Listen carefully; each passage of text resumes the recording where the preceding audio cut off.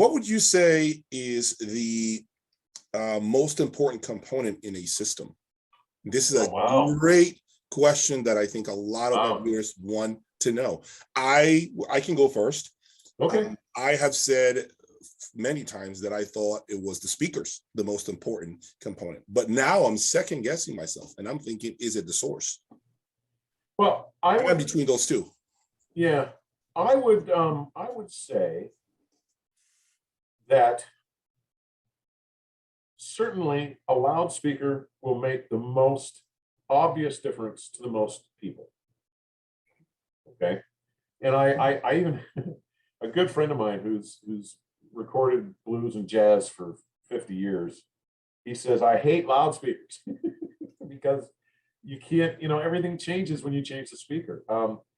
But I still think, I suspect I would still agree that the loudspeaker has the most significant impact on the resultant sound of a full system. Now, if the speaker stays as a constant in a system, then it's a tough call, buddy, because it comes up to matching, okay? If you have an exquisite amplifier, so let's look at this from this perspective. Let's say you've got an amplifier that is a little on the darker side of natural, okay? So if we say 0 is natural, this thing's a -2, okay? And that's good. Now your speakers, maybe they're on the brighter side of natural. Let's say they're a +2 from 0. Now, there are a lot of people out there that think that a +2 and a -2 equals 0. They don't. They're not. It's a difference of 4. 4, yep. It's, seasoning to taste is not the right way to build a system. Although at certain price points, that's what you have to do. I'm not debating. But I still think that it comes down to matching, synergy. Because if you have an exquisite Class AB amplifier and you have a mediocre source, the amp never gets to show off what it can do. Right. By the same token, if you have a source that's fabulous, but a mediocre amplifier, the throttling point is the amplifier, and the source never gets to show off what it can do. It really becomes, at a certain level, Jay, there is no single component that's more important. No, right. Everything plays a role. It's a system. It's not a component that we're listening to. I agree with you 100%. I guess the question that I can build from that is, where should people spend the most money? When you look at a system, where should most of their budget go? Is it the speaker?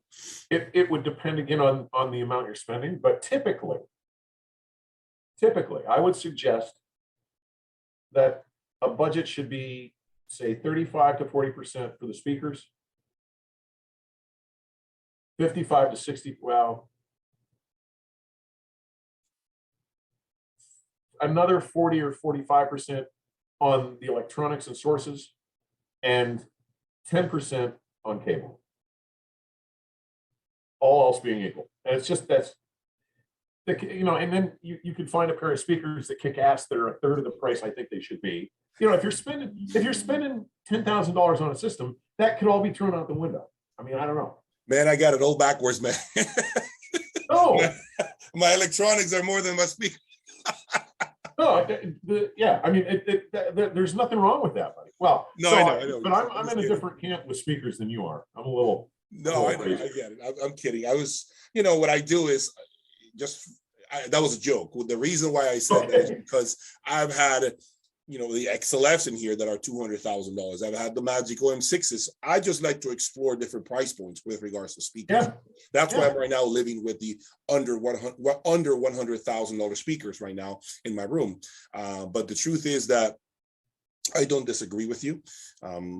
I just love to try different combinations. The problem with this is that now you have power cables that are worth more than so power amplifiers, preamplifiers, and speakers. I mean, there are so many crazy price points with cabling that it's difficult now to say only 30 or 40% for the speaker and 40, because prices are all over the place. Back in the day, when you can think about that, cables would never be more expensive than the bigger electronics and the bigger speakers. Now, It's not even, it's crazy. All the things we're seeing, everything that's offered to us is so confusing from a price perspective. I don't believe that we have it easy when it comes to building a system. It's a very difficult task. And Greg, I have to tell you that I have been grinding by myself, on my knees, trying to figure out, what the perfect balance or proportion or ratio, if you will, it's very difficult to nail what that looks like. There isn't one perfect answer. It's very hard. It's very hard even for me, because I've had exceptional results where, for instance, when my speakers have been 30% of my total budget, I've had amazing results. In the same way, I can say that I've had speakers that were 60% of the total budget, 40% for the rest, and I've had amazing results too. So it's very difficult. It really is difficult to nail. I don't think there's a clear-cut answer for that. There isn't. It's a moving target, as you well know. Constantly. You talk about cables, buddy. Back in whenever late 80s, when I bought my Acoustat 2+2s, they reeled off 20 feet of 12 gauge zip cord and said, here, that was a good speaker cable in the day. That's one of the reasons I wrote that thing on loudspeaker cables. I was like, are you kidding me? Wow. But, I tried to answer the question because it was asked, but it's difficult as hell to pick, especially different price ranges are going to make a big difference. But generally speaking, someone who's starting off, you need to go to a trusted expert. That's why brick and mortar stores were so useful. There were some that were just scams. I mean, the guys just were looking at how much money they could get out of it. Yeah. But most of the ones that are still in existence today are people who know what they're doing. They will ask you the right questions, because if they aren't asking you questions, get the hell out. Get out of there now. Get out of there. Okay. If they're not asking you questions, they don't know what the hell they're doing. Yep. But once they get the right questions and have the right answers, they're going to be able to lead you down a path. They're not going to tell you what to take, but they're going to lead you down a path that will allow you to find something that's going to make music for you. And that's, I so miss the brick and mortar store. There were days where, you could go into a place and people would find out who I was, and I didn't get out of the store for 10 hours. I'd be there from open to close. I'm like, dude, come in here, listen to this. It was crazy. Do you think, as you know, I own the MSB Select Q in here, and I think it's an exceptional DAC, an amazing digital device. Yeah. I feel that we have made significant improvements on the digital side of things. Do you ever see digital catching up to analog, turntable, vinyl? Do you ever see that being possible? Yeah, I suspect it could happen. Yeah, I don't rule it out.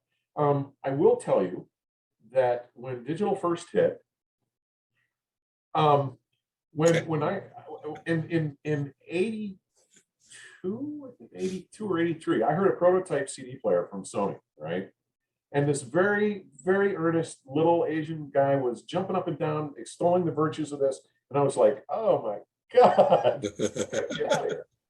In fact, I made a t-shirt in 84 or 85, had a Lynn Sondeck LP12 with the tone arm curled up, making a muscle and a little face, and a foot was stomping a CD player, and it just said death before digital. But that was in 84. Today, digital, especially depending on the format, I'm a huge fan of the highest resolution digital format you can get. All else being equal, that meaning the production, the engineering, that side of it. The higher the resolution, DSD to me has been the first thing I've heard with good engineering to start to begin to recreate the space and the air and the dimensionality that good vinyl can do, or open reel. It's not there yet. At least none of the $200,000 $4 or $5 systems I've heard can compete with my $200,000 analog system. Yeah, I believe. Doesn't mean there's anything wrong with it. No. Again, I'm not. There are a lot of these proponents out on the web on some of these places saying digital is the only true high resolution format. I'm like, guys, look.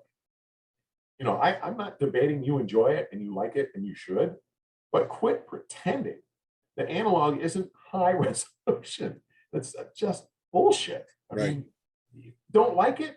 Great. Don't want to have it? Fine.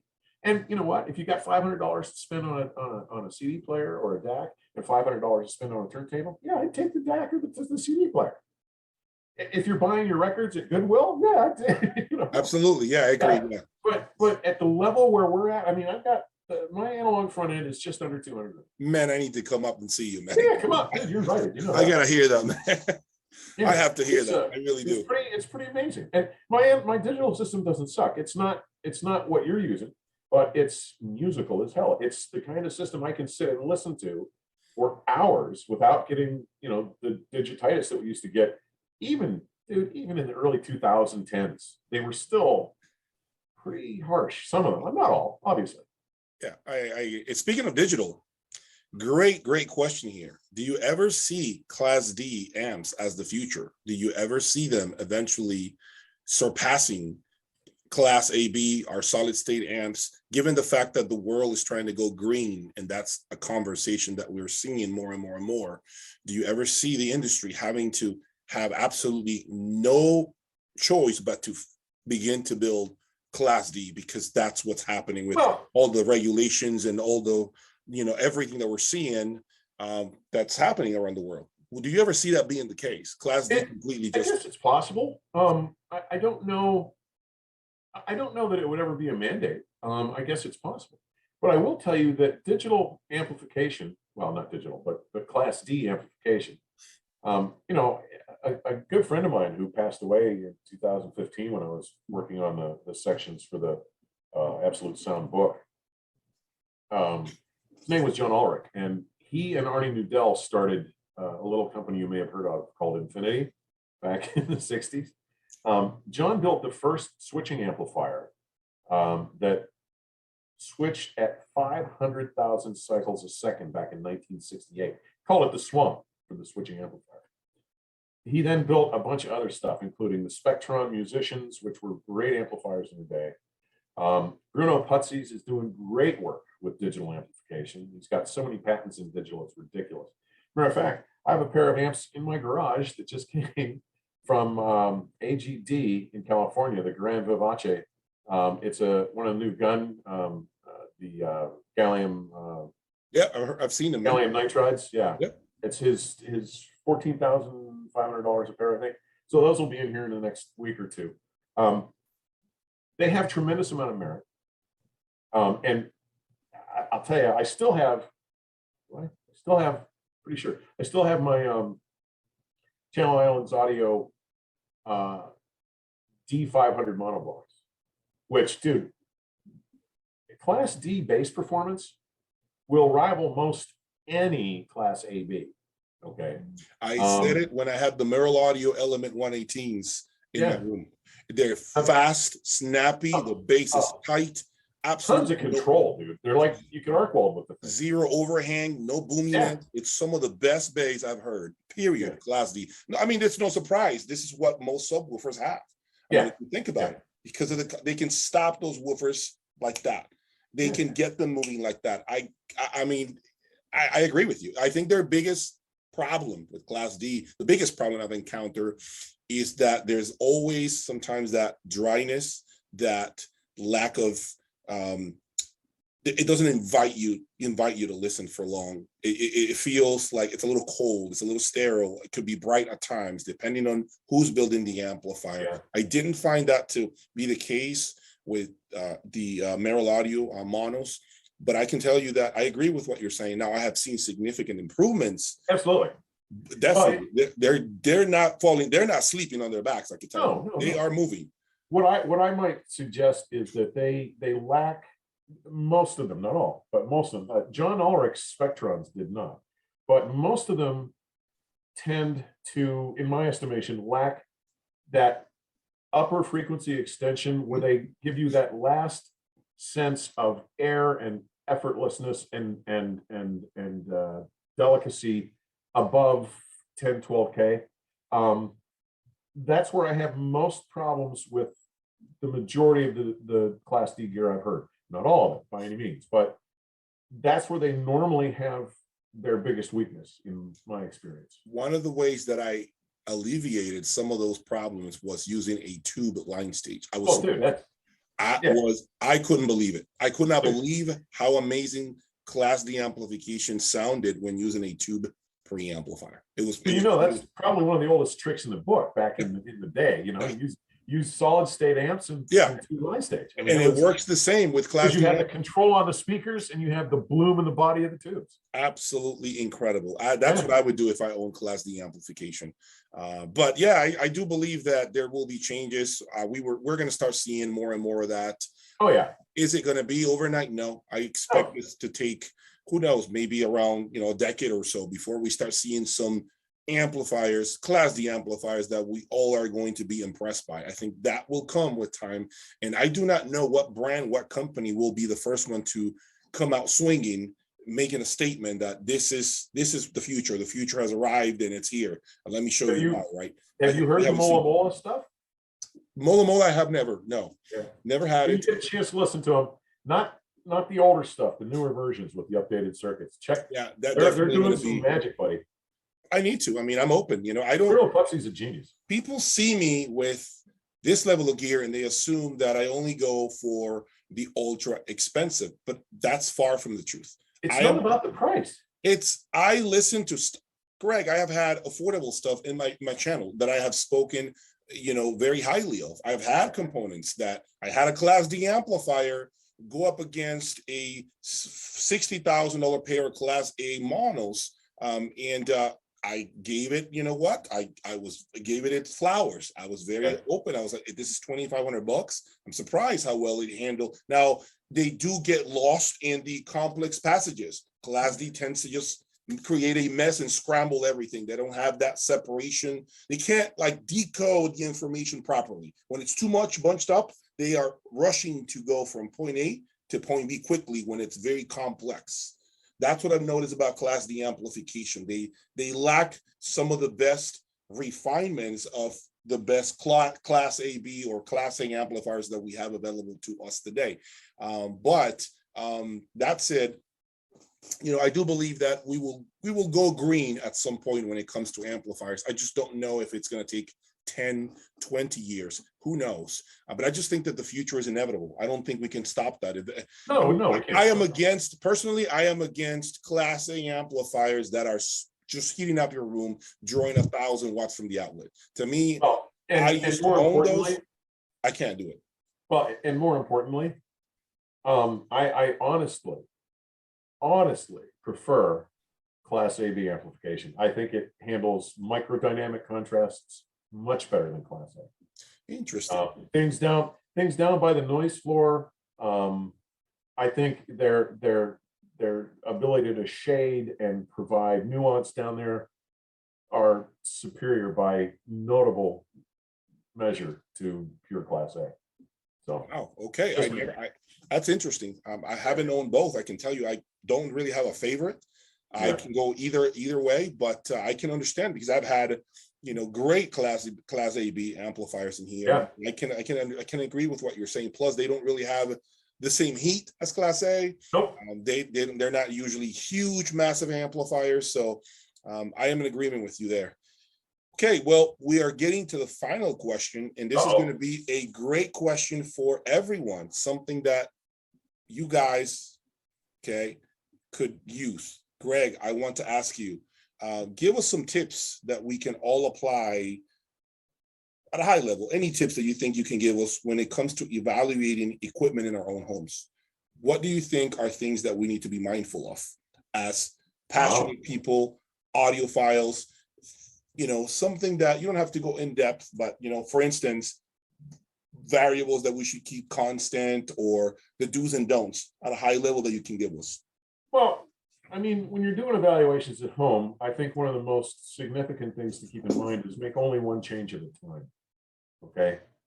Don't put a new line stage in and change the cables and put different footers on the speakers, because at that point you have no idea what actually made the change you're hearing. It's all too common to do that, and it's really important, I think, to make only one change at a time if you want to make a decent evaluation. I would also suggest that you use, whether it's your favorite music or not, use the same test material to test equipment. Simply because if you happen to like the bass that this speaker is showing you and you use only bass heavy tracks, sure, the bass is going to sound good. But what about the neutrality through the mids? What about the articulation above 10K? So, picking music, I'm not saying don't pick music pick music you don't like because it works and shows certain things, but try and keep the same repertoire of music. I mean, keep maybe the same 20 or 25 cuts and use them all, because every cut can show you something different, typically. I can't really think of anything else, pal. You kind of put me on the spot there with that one. I know. And I wanted to surprise you with that because to me, it's a learning experience for me too. So everything you're saying, it's not like I knew. I'm still learning, and I'm trying to get better and better at it. So obviously having you there to give me your input, it's extremely valuable. And you agreeing, of course, to be vocal and be here front and center talking to all of us, and clearly giving us absolutely candidness when it comes to your answers and all the questions that I've thrown your way. I think people are going to be extremely happy that finally someone from the industry, someone in the know for many, many decades, can answer these questions so openly and so relaxed. Definitely cannot thank you enough, man. Cannot thank you enough for this opportunity.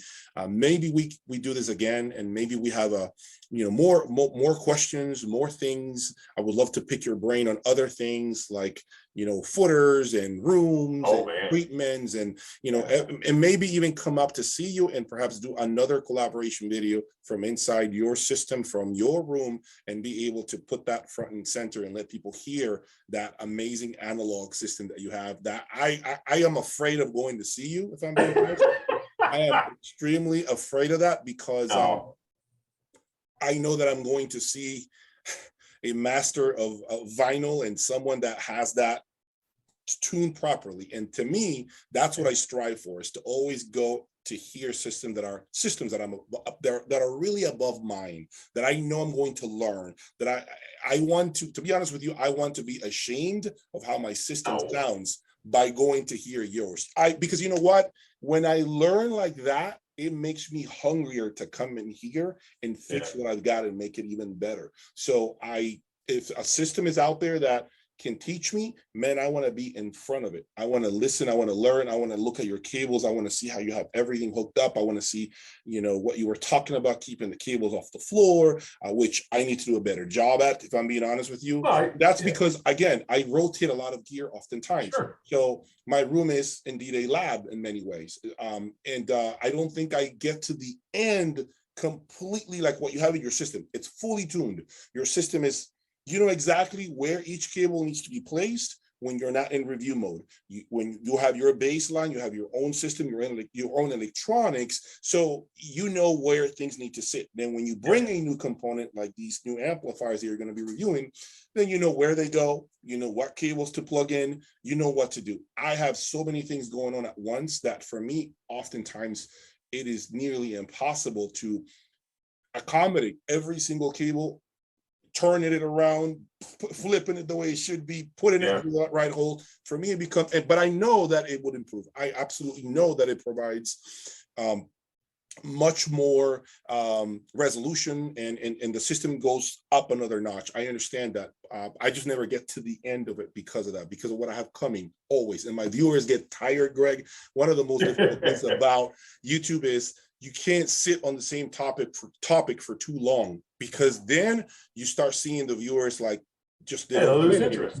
You don't come in. You got to keep things moving. So if all I do is talk about the same thing 24/7, nobody wants to watch over time. They get saturated with the same content. They're clicking away from your channel and going elsewhere. So, but anyway, Greg, man, it's been a pleasure talking to you. Thank you for your time, for just being there, man, and giving me the opportunity to just tap you on the shoulder, like I said, and learn more and more from you, learn about, the industry, learn more about what you have done, and I really would love to come up at some point and see your system. Well, let's make it happen, buddy. You come up with, we'll find a way, even if it has to be next Daytona. It can definitely happen. I think we can definitely happen, and I think it will be a great video for everyone to watch. But I'm not gonna lie, I'm a little afraid of listening to that rig. No. I'm a little afraid. Hopefully you'll enjoy it, and I good experience for you. I know I will. I have no doubt. The problem is I don't want to enjoy it too much, because then I don't want to leave.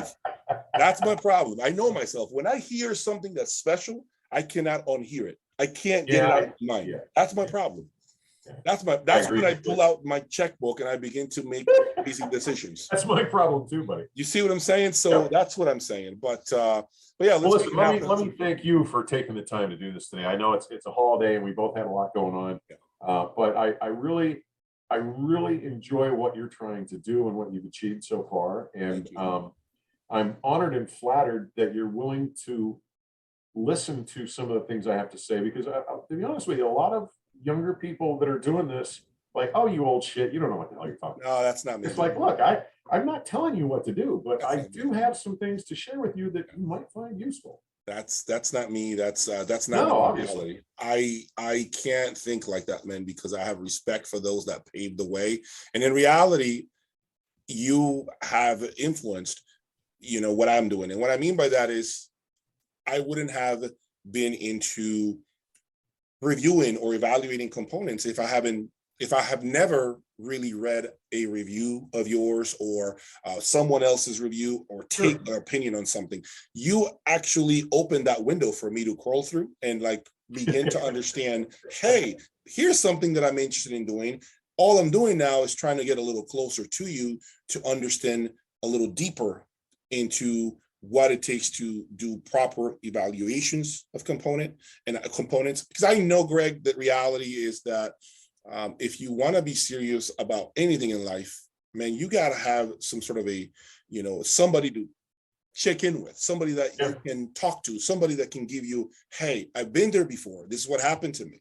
Can't do that. This is what. Well, it's really good to have a touchstone somewhere to, absolutely to verify where you're going. And I'm seriously, I'm honored that you're willing to do that with me. Look, I've been doing this a long time.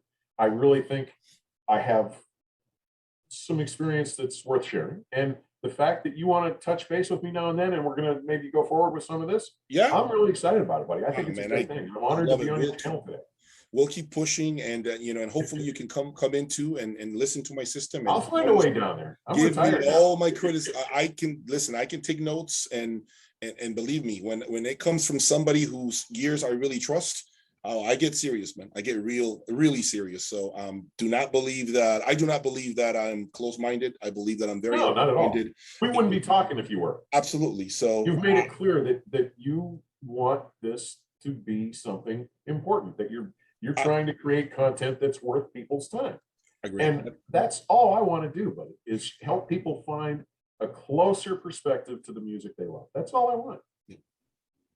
Thank you, Greg, again. Thanks, buddy. One more time. Really appreciate. Guys, please subscribe. Thank you for the support. Until the next time, stay tuned and peace.